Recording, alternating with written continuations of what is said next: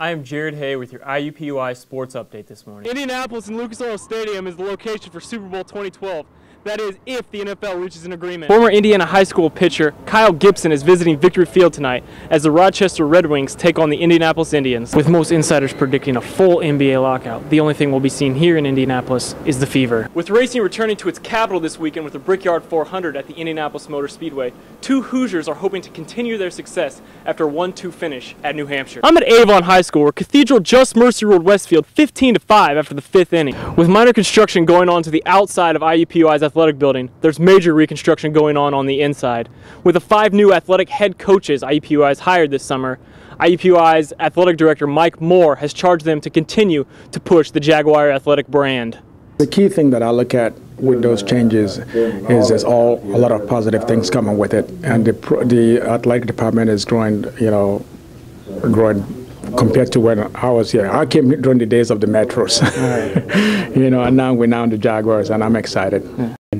I had a chance to look at the campus, and I did not realize what IUPUI had to offer, and it's got a lot of great things to offer, and hopefully we can get some great players to understand that also. And I'm familiar with the swim program. Yeah. That's the one thing. So there seems to be a lot of change going on. So everything seems to be positive. Benj and Jacob are both familiar with the Indianapolis area and its talent, and will look to that to keep IUPUI local, while also building its national reputation and Jaguar brand.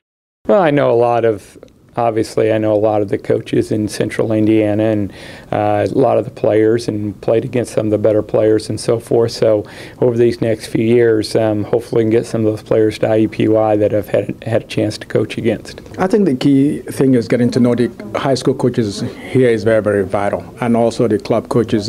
So I think coming back here where I have recruited heavily, is a plus and a bonus as well too. The past 3 years, the Indy Pro-Am has been a summer basketball league in Indianapolis to showcase the best local, regional, and even national talent. With NCAA, European, and NBA players participating, all have used the league for basically the same thing. It's a wonderful experience, and I look at it as a prep, for next year and the season to come. So I'm just really excited to be a part of it. It gives you a good chance to play 5-on-5. A lot of guys are working out during the week, individually, and when two or three guys goes different, we have, some good big men out there, and you get a little 5-on-5 competition. It's a good chance to stay in shape. It's a lot of guys I grew up playing with. It's cool seeing them out here, and it's just a fun thing to do. Downtown Indy. So. The Indy Pro-Am has provided college and professional athletes top-level competition throughout the summer, but now, because of the lockout, might be the only place for NBA stars to come together this fall.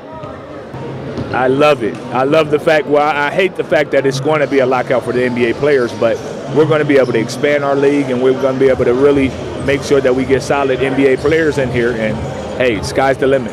Knox might be the only person who could say he loves and is benefiting from the work stoppage. He is actively marketing his league as a destination for NBA players around the Midwest and for whoever stops in. Well, I think it's just a matter of us getting our information out to everybody and understanding that this is a decent league.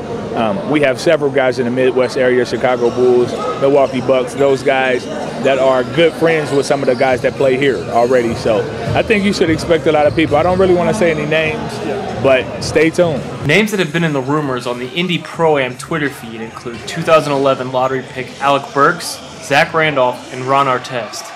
One name that most Indiana natives know is planning to stay as long as Knox will have him. I'm definitely going to be a part of it. I wish I was a part of it a couple years ago, but better late than never. Yeah, definitely. Earlier this week, Tony Stewart said his team could not afford many more mistakes, or they may be on the outside of the Chase Field in September. This weekend, the Columbus native could not have asked for a better performance for his Stewart-Haas racing team. Ryan Newman and Tony Stewart finished the 301-lap race exactly how they started it, first and second. Newman held the lead for the final 72 laps, and it was the Purdue grad's first Cup win of the season. Next up, the two Hoosier natives return back home to Indiana. The Brickyard 400 is scheduled for July 31st at Indianapolis Motor Speedway. For IUPUI Sports, I'm Jared Hay.